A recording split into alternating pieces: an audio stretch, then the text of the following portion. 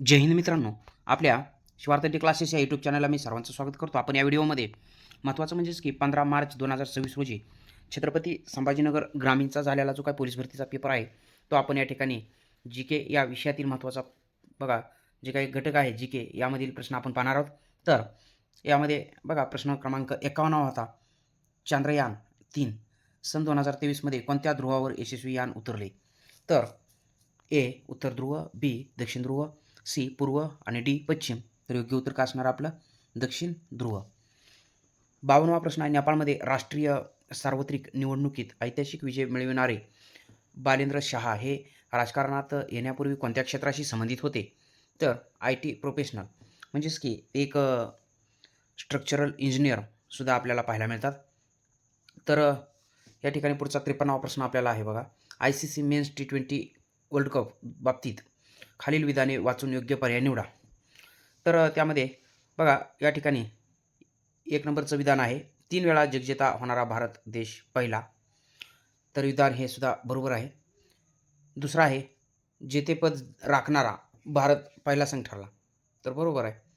म्हणजे 2024ला आणि त्याच्यानंतर 2026ला लगातार 2 वेळा विजेतेपद भारताकडेच आहे. 2024मध्ये भारताने ऑस्ट्रेलियाला अंतिम सामन्यात हरवले. तर हे विधान या ठिकाणी बघा 2024मध्ये भारतानं साऊथ आफ्रिका, दक्षिण आफ्रिकेचा पराभव केला होता. त्यामुळं 1 आणि 2 हे विधानं या ठिकाणी बरोबर असतील. डी हे उत्तर असेल मित्रांनो या ठिकाणी. केवळ 1 आणि 2 या ठिकाणी योग्य असणार आहेत पर्याय.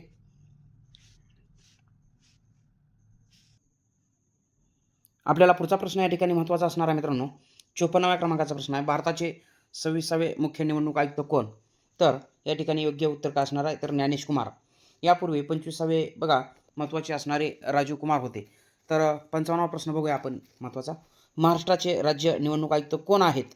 तर दिनेश वाघमारे आहेत. यापूर्वी UPS मदान हे महाराष्ट्र राज्याचे निवडणूक आयुक्त होते. तर मित्रांनो एक महत्त्वाची गोष्ट म्हणजे की महाराष्ट्र राज्य निवडणूक आयोगाची स्थापना कधीची आहे? तर 26 एप्रिल 1994ची आहे. आणि आपल्या भारताच्या निवडणूक आयोगाची स्थापना कधीची आहे? केंद्रीय निवडणूक आयोगाची स्थापना तर 25 जानेवारी 1950ची आहे. पुढचा 56वा प्रश्न आहे. दिल्लीच्या मुख्यमंत्री कोण आहेत? तर अरविंद केजरीवाल. याच्यानंतर बघा या ठिकाणी महत्त्वाचं आतिशी मार्लेजा यांच्याकडे दिल्लीचं मुख्यमंत्रीपद पाहायला मिळेल आपल्याला. पुढचा प्रश्न IMP आहे मित्रांनो. 57वा प्रश्न असणार आहे. सेंट्रल विस्टा पुनर्विकास प्रकल्प खूप महत्त्वाचा पॉईंट आहे मित्रांनो. कोणत्या विषयाशी संबंधित आहे किंवा निगडीत आहे? तर थेट उत्तराकडे आपण जाऊया. दिल्ली संसद भवन पुनर्विकास. म्हणजेच की दिल्ली या ठिकाणी जी काही संसदेची नवीन इमारत उभारण्यात आली, तर त्या ठिकाणी महत्त्वाचा हा प्रकल्प बघा आपल्याला सेंट्रल विस्टा पुनर्विकास प्रकल्प संसदेच्या म्हणजेच की पुनर्विकासासंदर्भात असणार आहे. पुढचा पॉईंट आपण या ठिकाणी बघूया. खालीलपैकी शहराशी निगडीत चुकीचे टोपण नाव निवडा. म्हणजे की असं या ठिकाणी कोणतं शहर आहे की ज्या बाबतीत आपल्याला चुकीची जोडी दिसून येते? तर त्यामध्ये आहे एक ए आहे जयपूर गुलाबी शहर, बरोबर आहे. त्याच्यानंतर जोधपूर निळे शहर हे सुद्धा बरोबर आहे. उदयपूर ह्याला आपण पांढरे शहर म्हणतो. तर लक्षात घ्या त्याला आपण सरोवरांचं शहरसुद्धा म्हणतो आपण. म्हणजे की हा पर्याय या ठिकाणी काय असेल तर चुकीचा असेल आणि उत्तर आपलं असणार आहे सी. लक्षात घ्या सी हे उत्तर असणार आहे. अमृतसर ज्याला आपण सुवर्णनगरी म्हणतो, बरोबर आहे हे सुद्धा. तर या प्रश्नाचं योग्य उत्तर काय असणार आहे? तर उदयपूर पिवळे शहर. चला पुढचा 59वा प्रश्न आहे. भारताचे सिलिकॉन व्हॅली म्हणून कोणते शहर ओळखले जाते? तर बंगळुरू, कर्नाटकमधील बंगळुरू सिलिकॉन व्हॅली. 60वा प्रश्न आहे. भारताचे सर्वात मोठे क्षेत्रफळ असलेले राज्य कोणते? तर 1 नंबरला महत्त्वाचा असणार आहे बघा. सर्वात मोठं क्षेत्रफळ कोणत्या राज्याचं आहे? तर राजस्थान. 1 नंबरला राजस्थान आहे मित्रांनो, लक्षात घ्या. 2 नंबरला या ठिकाणी असणारा मध्य प्रदेश. 3 नंबरला आपलं महाराष्ट्र, लक्षात घ्यायचं आहे. पुढे 4 नंबरला असणार आहे UP उत्तर प्रदेश. भारताचा राष्ट्रीय ध्वज कोणी तयार केला? प्रश्न महत्त्वाचा आहे मित्रांनो. तर पिंगली व्यंकय्या यांनी भारताचा ध्वज तयार केलेला पाहायला मिळतो. किंवा भारताच्या राष्ट्रीय ध्वजाचं डिझाईन कोणी तयार केलं असाही प्रश्न येऊ शकतो आपल्याला. पिंगली व्यंकय्या आंध्र प्रदेशचे होते पिंगली व्यंकय्या. पुढे जाऊन बिबिका मकबारा हे औरंगजेबच्या कोणत्या पुत्राने बांधायला सुरू केले होते? तर मोहम्मद आझमशाह. बी हे उत्तर असेल मोहम्मद आझमशाह. कमेंटमध्ये आपण सांगा की बिबिका मकबारा हे कोणत्या शहरामध्ये आहे? तर पुढचा 63वा प्रश्न असेल, अजिंठा लेणी ही कोणत्या नदीवर स्थित आहेत? तर वाघूर या ठिकाणी वाघोरा झाले, वाघूर या नदीकाठी ही लेणी आहेत. प्रश्न खूप वेळा आलेला आहे. जिल्हा आहे छत्रपती संभाजीनगर.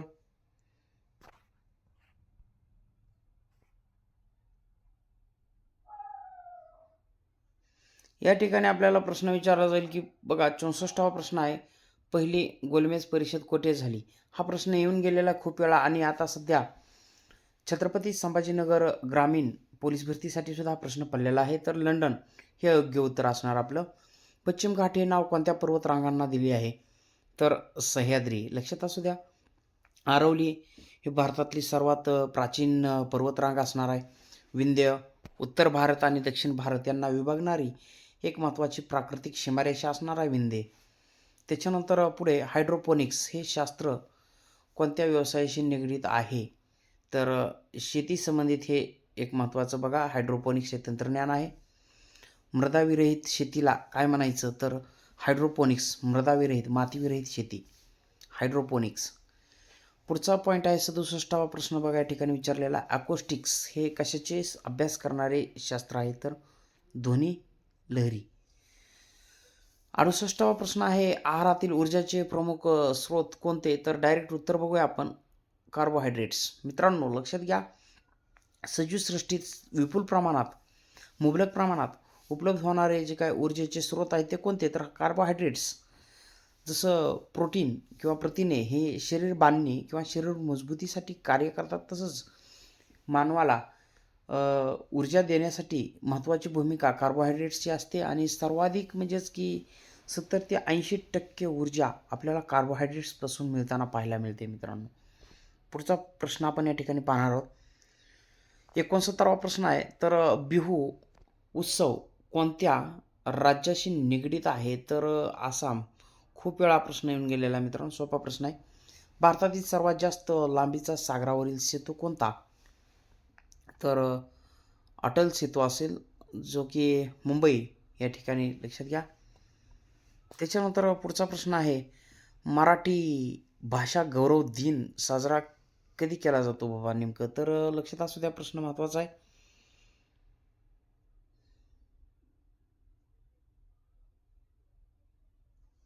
तर मराठी भाषा गौरव दिन कधी साजरा केला जातो? तर उत्तर काय असणार आहे? 27 फेब्रुवारी. कुसुमाग्रज यांचा जन्मदिन म्हणजेच विवा शिरवाडकर यांचा जन्मदिन. लक्षात घ्या. पुढचा प्रश्न आहे महत्त्वाचा, खालीलपैकी कोणती भाषा ही अभिजात भाषा आहे? म्हणजे दिलेल्या पर्यायापैकी आपल्याला अभिजात भाषा बघायची आहे, तर ओडिया आहे. ओडिया म्हणूया आपण त्याला. लक्षात घ्या. तर मराठी भाषेला अभिजात भाषेचा दर्जा बघा नुकताच आपल्याला मिळाला पाहायला मिळतो. आणि मराठी अभिजात भाषा दिन कधी असतो? तर 3 ऑक्टोबर हा असतो. सध्या अभिजात भाषांची संख्या किती आहे मित्रांनो? तर आपल्याला महत्त्वाची संख्या 11 इतकी लक्षात घ्यायची आहे त्या ठिकाणी. सर्वात प्रथम कोणत्या भाषेला अभिजात भाषेचा दर्जा मिळाला? तर तमिळ भाषेला मिळालेला आहे 2004 साली. सध्या 11 इतक्या अभिजात भाषा आहेत. गीता रहस्य हे पुस्तक कोणी लिहिले? तर गीता रहस्य लोकमान्य टिळक यांचं एक पुस्तक महत्त्वाचं. हाडे ठिसूळ होण्यासाठी कोणत्या मूलद्रव्याचा अभाव कारणीभूत ठरतो? तर कॅल्शियम.